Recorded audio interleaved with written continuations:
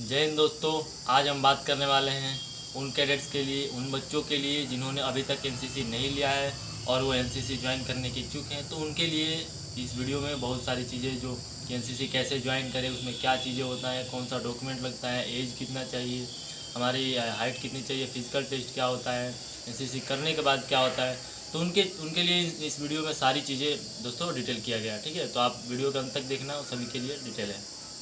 तो दोस्तों आज बात करेंगे। देखिए एनसीसी इसमें ऐसा नहीं है कि गर्ल्स नहीं ले सकती हैं, बॉयज़ ही केवल ले सकते हैं। इसमें एनसीसी ऐसी संस्था है जिसमें बॉयज़ और गर्ल्स दोनों ही ले सकते हैं। ठीक है, तो अब क्वेश्चन उठता है दोस्तों कि हम किस क्लास से एनसीसी लें। तो आप देखिए 8 पास करने के भी बाद ले सकते हैं, 10th पास करने के भी बाद ले सकते हैं और 12th पास करने के बाद आप ग्रेजुएशन में ले सकते हैं। ठीक है, तो अभी बहुत सारे बच्चों का कन्फ्यूजन होता है कि क्या होता है कि कहाँ पे एनसीसी लें। तो आप सबसे पहले ये चीज़ पता करेंगे कि आपके एरिया में, आपके शहर में कौन सा ऐसा कॉलेज है, कौन सा ऐसा स्कूल है जहाँ पे एनसीसी है। ठीक है, वहाँ पे आप जाएंगे, वहाँ पे आप जाके पहले एडमिशन लेंगे। ठीक है, एडमिशन लेने के बाद वहाँ पता करेंगे कि एनसीसी के टीचर्स कौन है, एनओज कौन है। ठीक है, उनसे मिलने के बाद आप बताएंगे कि सर मैं एनसीसी लेने की इच्छुक हूँ, मुझे एनसीसी लेना है, एनसीसी ज्वाइन करना है। तो बताएंगे कि एनसीसी में क्या करना होता है। बाकी चीज़ें मैं बताऊंगा। ठीक है, लेकिन वो आपको अच्छे से बताएंगे कि उस स्कूल के रूल रेगुलेशन क्या है। ठीक है, तो आप एडमिशन पहले करा लेंगे, उसके बाद उनसे मिलेंगे। और एनसीसी के जो भी फॉर्म होते हैं वो जुलाई और अगस्त 2 महीनों के अंतर्गत वो निकलते हैं। ठीक है, हर साल। तो अब हम बात करते हैं दोस्तों कि यदि आप जिस स्कूल में जाते हैं उसमें दो चीज़ें पता करेंगे। एनसीसी की चूँकि 2 डिवीज़न होती हैं, एक होता है जूनियर डिवीज़न जो 8 के बाद होता है, 9th और 10th क्लास में। ठीक है, और सीनियर डिवीज़न एक होता है जो होता है 11th 12th और ग्रेजुएशन में होता है। ठीक है, और दूसरा चीज़ होता है दोस्तों विंग। ठीक है, आप जिस स्कूल में एनसीसी करने के लिए जाएंगे उसमें पहला चीज़ पता करेंगे दोस्तों, ये चीज़ है उसमें 3 विंग है। एक है आर्मी विंग, दूसरा है एयरफोर्स विंग और तीसरा है नेवल विंग। तो ये चीज़ आप पता करेंगे कि उस स्कूल में कौन सा विंग का एनसीसी है, आर्मी विंग है या एयरफोर्स या नेवल विंग। अब जान लेते हैं कि ये विंग क्या है। ठीक है, तो दोस्तों हमारी थल सेना भी जो डिफेंस की फोर्सेस हैं ये तीन प्रकार की हैं, थल सेना, वायुसेना और नौसेना। तो इसलिए एनसीसी को भी वैसे ही डिवीज़न किया गया है।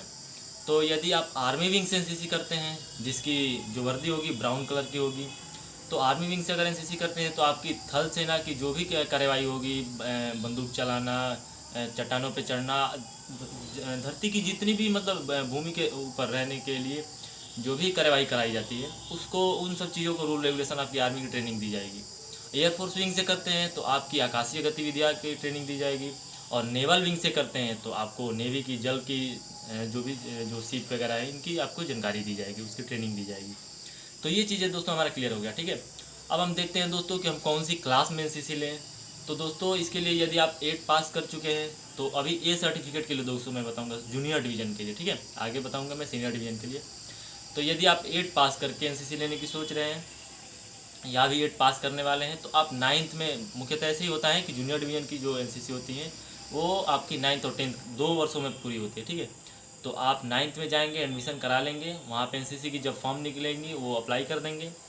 और उसके बाद भर्ती के लिए आप 9th और 10th 2 वर्षों में सर्टिफिकेट कंप्लीट हो जाएगी। और भर्ती के दिन क्या होता है दोस्तों, अब हम जानेंगे कि भर्ती में होता क्या है। तो मुख्यतः दोस्तों देखिए भर्ती जो होती है, अब मन में सवाल आता है कि भर्ती कौन लेगा। ठीक है, तो भर्ती दोस्तों चूंकि एनसीसी जो है हमारे भारत सरकार के रक्षा मंत्रालय के अंतर्गत कार्य करती है। ठीक है, तो इसका कोई भी जो कार्य होता है वो आर्मी के अंतर्गत ही, आर्मी के देख रेख में ही संपन्न होता है। ठीक है, तो आपके जो भर्ती होगी एनसीसी को स्कूल कॉलेज में ही हो जाती है ये सर्टिफिकेट की। जो आर्मी के बंदे आते हैं, आर्मी के जवान आएंगे और वही आपकी भर्ती लेंगे। तो इसमें देखते हैं क्या चीज़ होता है। तो इसमें आपको सबसे पहले आपके डॉक्यूमेंट होनी चाहिए, उस स्कूल में आपका एडमिशन होना चाहिए। दूसरा चीज़ आपके पास आधार कार्ड, बैंक पासबुक और फ़ोटो, ये 3-4 चीज़ें होनी चाहिए। ठीक है, उसके बाद दोस्तों फिजिकल में अब हम जान लेते हैं कि फ़िज़िकल में क्या होगा। तो फिजिकल में दोस्तों मेनली आपका पहले हाइट चेक किया जाता है। यदि आप ए सर्टिफिकेट के लिए अप्लाई किए हैं तो उसमें मेनली आपको बॉयज़ के लिए कम से कम 5 फीट उनके लिए हाइट होना अनिवार्य है। और जो गर्ल्स हैं उनके लिए 4 फीट 6 इंच उनके लिए इतना अनिवार्य है कम से कम। ये तो हो गई दोस्तों हमारी हाइट की बात। अब होता है दोस्तों हमारी शारीरिक टेस्ट। तो शारीरिक टेस्ट में आपको पूरा चीज़ देखा जाता है कि आपके हाथ पैर कैसे हैं, टूटे फूटे तो नहीं है, उंगली वगैरह हर चीज़ चेक की जाती है। उसके बाद देखा जाता है दोस्तों आपका कान वगैरह की, कान की साफ सफाई है कि नहीं, ये सब चीज़ देखा जाता है। जो अगला जो चीज़ है दोस्तों ये सभी के लिए देखा जाता है, आँख। ठीक है, आँख भी चेक की जाती है, ऊपर नीचे दाएं बाएं ऐसे ऊपर नीचे घुमा के चेक किया जाता है कि ताकि आपका आँख घूम रहा है कि नहीं। और अगला जो चीज़ है दोस्तों आँख में पॉइंट वाली, जिससे हो सकता है कि आपको एनसीसी ना भी मिले, ठीक है। और आँख में ये ऐसी प्रॉब्लम है, जिसको भी आँख बंद करने नहीं आता है। अब आप सोचेंगे कि आँख बंद करने तो सभी को आता है, तो दोस्तों एक बात बताता हूँ, आँख बंद यानी आपका एक आँख बंद करने आना चाहिए एक समय पे, यानी जिसे हम आँख मारना भी बोलते हैं। तो आँख मारने आपको आना चाहिए। अब आप सोचेंगे कि ये कौन सी बात है कि एनसीसी में आँख मारने की बात हो रही है, इसमें कौन सी मतलब वो एनसीसी में इससे क्या लेना देना है। तो दोस्तों मैं आपको बता रहा हूँ कि जब आप एनसीसी भर्ती हो जाएंगे, एनसीसी में भर्ती हो जाएंगे, तो एनसीसी के बाद आपको फायरिंग के भी मौके मिलते हैं। तो फायरिंग चूँकि एक आँख बंद करके करना होता है, तो इसलिए आपको ये कंपलसरी होता है कि आपका आँख मारने आना चाहिए, ठीक है। तो भी तभी आप फायरिंग वगैरह में कर सकते हैं। नहीं तो हो सकता है कि आपको उस मेडिकल के दौरान अगर आपको आँख मारने नहीं आता है, तो हो सकता है कि आपका एनसीसी में सिलेक्शन ना भी हो, ठीक है। ऐसा अधिकतर होता है, ठीक है। तो अब हम बात करेंगे दोस्तों कि हमारा रिटेन क्या होगा। ये तो हो गया वो सब चीज़। और दौड़ के लिए बात कर रहे हैं, सॉरी, दौड़ के लिए सबसे पहले आप बात कर लेंगे। तो दौड़ के लिए दोस्तों, दौड़ के लिए कोई क्राइटेरिया नहीं है, ठीक है। जैसे बच्चे आते हैं, अगर कम बच्चे आएंगे तो थोड़ा कम होता है, और ज़्यादा बच्चे आएंगे तो ज़्यादा, क्योंकि ये सर्टिफिकेट का है तो वो आपके स्कूल लेवल पे ही हो जाता है, ठीक है। उसको उसके लिए आपको कहीं जाने की ज़रूरत नहीं होती है, वो आपका स्कूल भी बताएगा कि कहाँ पे होगा। तो उसके लिए दौड़ ए सर्टिफिकेट के लिए लड़कों के लिए लगभग 400 मीटर या 1 किलोमीटर के अंदर वो हो जाता है, ठीक है। गर्ल्स के लिए भी कुछ खास नहीं है, यही है। अब हम बात करेंगे दोस्तों रिटेन में हमारी लिखित परीक्षा में क्या होगी। तो दोस्तों लिखित परीक्षा में आपके लगभग 25 क्वेश्चन होते हैं, जो 50 नंबर के होते हैं, या 50 होंगे तो 100 नंबर के, ठीक है। जिसमें आपको 1 घंटे का टाइम मिलता है। दोस्तों पेपर जो भी होता है वो आर्मी के जवान खुद से बना के वो पेपर आपको लाते हैं, आपके सामने उसके सील को खोला जाएगा और आपके सामने दिया जाएगा, जिसके लिए आपको 1 घंटे समय दिए जाएंगे। उसमें आप करेंगे, जिसमें अधिकतर जीके जीएस वगैरह होते हैं, आपके इंडिया से रिलेटेड जीके जीएस ज़्यादातर होते हैं। और एक चीज़ जो दोस्तों है, वो आप जिस स्कूल में एडमिशन करा रहे हैं वहाँ के जो एनसीसी के टीचर हैं उनका जो नाम है वो ज़रूर आप याद कर लीजिएगा, क्योंकि ये चीज़ें अधिकतर पूछ लिया जाता है कि एनसीसी के आपके जो एनओ है उनका नाम बताइए। तो एनसीसी के टीचर्स का नाम जरूर याद रखिएगा, हो सकता है उसमें डाल देता है, ठीक है। ये चीज़ हमारा पेपर का हो गया दोस्तों। उसके बाद पेपर वो उन लोगों के साथ में चला जाता है, वो अपने लेके चले जाते हैं पेपर वो अपने मेरिट बनाते हैं, जिसका जितना सही होता है, जिस पे मेरिट बनता है, ठीक है। उस दिन आपकी छुट्टी हो जाएगी। उसके बाद आप स्कूल से रेगुलर बने रहेंगे, संपर्क में रहेंगे। स्कूल में जैसे ही नोटिफिकेशन आता है आपको दे दिया जाएगा कि किसका मतलब नाम उसमें है, उसके बाद नहीं है। वैसे ही दोस्तों हमारा बात है अब बी सर्टिफिकेट के लिए। यदि आप 10th पास करके लेने की सोच रहे हैं, तो 10th पास करने के बाद क्या होता है कि आप ऐसे कॉलेज को पता करेंगे जहाँ पे एनसीसी हो। वैसे ही सेम रेगुलेशन है, वहाँ पे जाके आप अपना एडमिशन कराएंगे, एनसीसी के टीचर से मिलेंगे कि सर मुझे एनसीसी करना है, तो वो बताएंगे कि फ़ार्म कब निकलता है, वहाँ पे फॉर्म भरना होता है। उसके बाद आप फॉर्म भर के वो बताएंगे, क्योंकि बी सर्टिफिकेट का जो होता है तो स्कूल निर्धारित करता है कि कहाँ पे आपको जाके भर्ती होना है, ठीक है। तो आपके आसपास ही कहीं कोई ऐसी जगह देखा जाता है जहाँ पे ग्राउंड होता है, वहाँ पे आपकी भर्ती की जाएगी। तो भर्ती वहाँ पे देखिए दोस्तों क्या होता है, सबसे पहले आपको स्कूल से एक एडमिट कार्ड दिया जाएगा, परिचय पत्र जो होता है, ताकि आपको लगे कि भाई वहाँ चेक हो, तो आपको लगे जिस पे आपका एनओ सर का जो एनसीसी के टीचर उस पर उनका साइन और मोहर होता है, जिससे आपको पता चले कि आप इस स्कूल से बिलोंग करते हैं और आपको एनसीसी लेना है। तो भर्ती में ही आपके जो एनसीसी भर्ती के लिए बी के लिए जाएंगे, तो वहाँ पे ये चीज़ें दोस्तों काम करती है आपके, ठीक है। वहाँ पे चेक किया जाएगा। और वहाँ पे सबसे पहले दोस्तों क्या चेक होगा, तो सबसे पहले दोस्तों आपका चेक होगा डॉक्यूमेंट जो भी होगा, हाई स्कूल की मार्कशीट होगी, पासबुक होगा, आधार कार्ड होगा, फ़ोटो होगा। और दोस्तों हो सकता है कि आपको लेके आपके जो भी आधार कार्ड वगैरह होते हैं उन दो नाम वगैरह पूछते हैं उनको, मतलब वैसे होता है कि कोई दूसरा तो नहीं है, तो इसलिए वो नाम लेके भी वैसे आधार कार्ड या कुछ किसी ऐसे डॉक्यूमेंट को ले लेंगे, उस पर पूछते भी लगते हैं कि आपके पिता का नाम क्या है या माता का नाम क्या है, आप कहाँ से बिलोंग करते हो, ये सब पूछते हैं, ठीक है। उसके बाद ये तो डॉक्यूमेंट हो गया। उसके बाद आपकी हाइट चेक की जाएगी। तो बी सर्टिफिकेट के लिए दोस्तों कम से कम आपकी आर्मी की हाइट होनी चाहिए, यानी 170 हाइट आपकी होनी चाहिए, इतनी हाइट होनी चाहिए थी, ठीक है। और गर्ल्स के लिए लगभग 150 से 160 के आसपास हाइट, इसके अंदर अंदर रहेगा तो हो जाता है, ठीक है। गर्ल्स के लिए कोई ज़्यादा वो नहीं है। अब हाइट के बाद हमारी आता है दोस्तों पुलअप की, जिसे हम बीम बोलते हैं, बीम खींचना, ठीक है। तो वो पुलअप होता है, 10 पुलअप होता है, उसमें आपको वो करना होता है, ठीक है। उसके बाद दोस्तों हमारा जो ये डॉक्यूमेंट की सारी प्रक्रिया और ये सब चीज़ हो जाता है, उसके लिए आपको बिठाया जाता है लाइन में रनिंग के लिए। रनिंग के लिए दोस्तों एक साथ लगभग 25 से 30, अगर मेनली मतलब 30 लड़कों को छोड़ा जाता है। उसमें कम से कम आपको 15 बच्चे को लिया जाता है, ठीक है। और टाइम की कोई रूल रेगुलेशन नहीं है। हाँ, दौड़ आपकी 1200 मीटर से 1600 मीटर, यानी 3 चक्कर या 4 चक्कर। यदि 400 मीटर का ग्राउंड है तो 3 चक्कर या 4 चक्कर ऐसे होता है, ठीक है। बच्चों के हिसाब से डिपेंड करता है, लेकिन 3 चक्कर होना ही होना है, 3 चक्कर 4 चक्कर ऐसे होता है। तो आप तैयारी बढ़िया से करेंगे, ठीक है।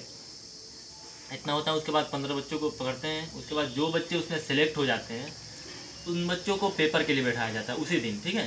तो पेपर के लिए बैठाया जाता है। पेपर के लिए बिठा के और उसमें क्या होता है, आपको एक क्वेश्चन दीजिए। जैसे ए सर्टिफिकेट के लिए क्वेश्चन था, वैसे ही आपको बी सर्टिफिकेट के लिए वो क्वेश्चन दिया जाएगा। उसमें कुछ अलग क्वेश्चन होंगे, हालांकि उसमें 25 क्वेश्चन या 50 क्वेश्चन होते हैं, ठीक है।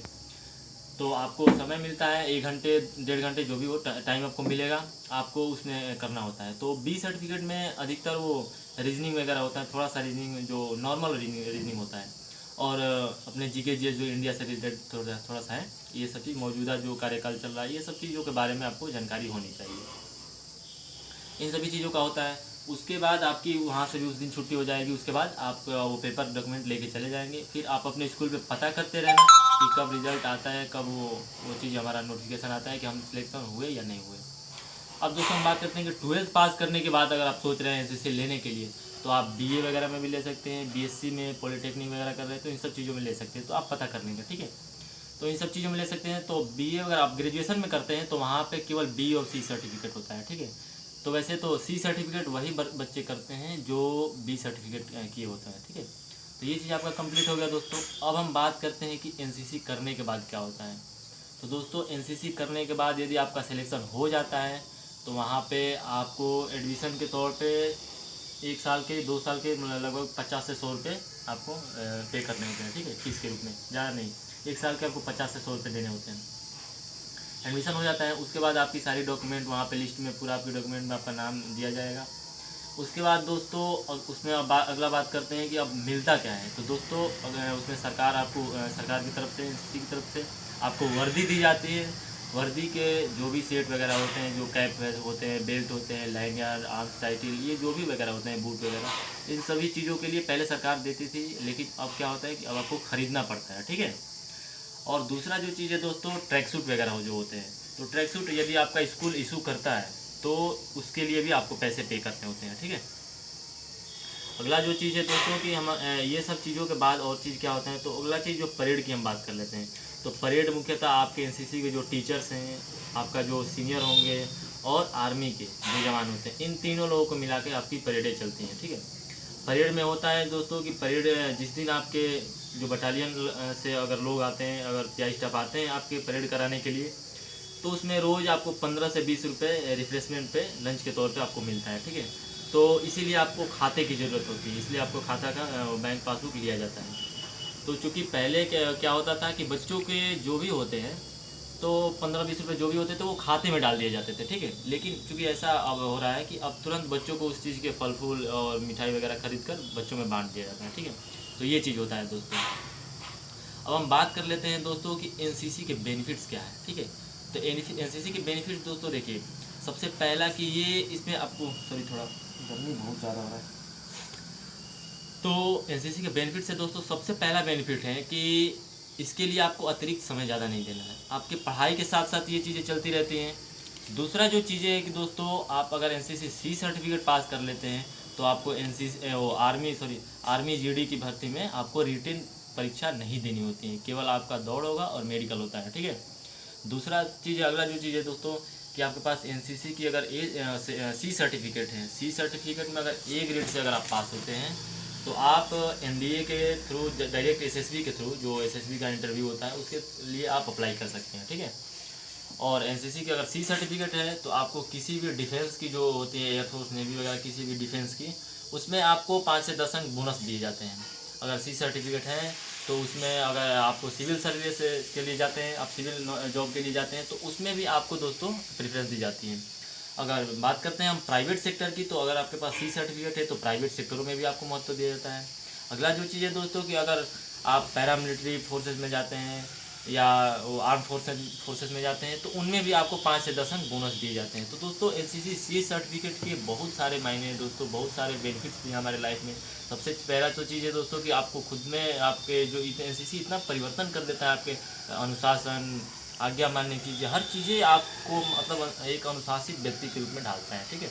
और बाकी आप एनसीसी सर्टिफिकेट कर चुके हैं तो हो सकता है भविष्य में अगर सेना को ज़रूरत पड़े कि हमें अतिरिक्त सेना चाहिए तो उसमें भी, जैसे कि आपातकाल हो गया, प्राकृतिक आपदा हो गया या कहीं लड़ाई छिड़ गई, तो उसमें हो सकता है यदि आप सी सर्टिफिकेट हैं तो सबसे पहले आपको बुलाया जाता है सेना द्वारा।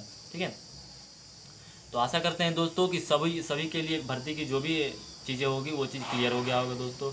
अगर फिर भी लगता है कि अभी कोई टॉपिक छूटा है दोस्तों तो नीचे कमेंट बॉक्स में देख के बता सकते हैं आप दोस्तों। ठीक है, जय हिंद दोस्तों।